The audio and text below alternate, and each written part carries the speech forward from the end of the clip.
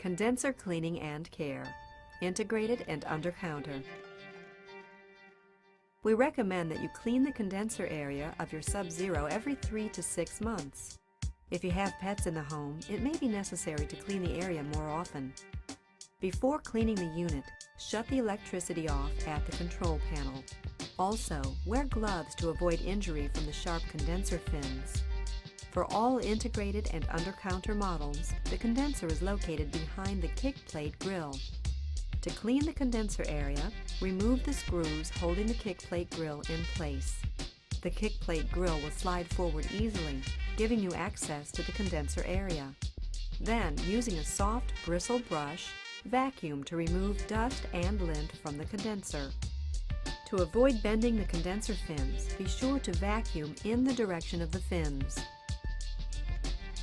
Failure to clean the condenser could result in temperature loss or mechanical failure or damage.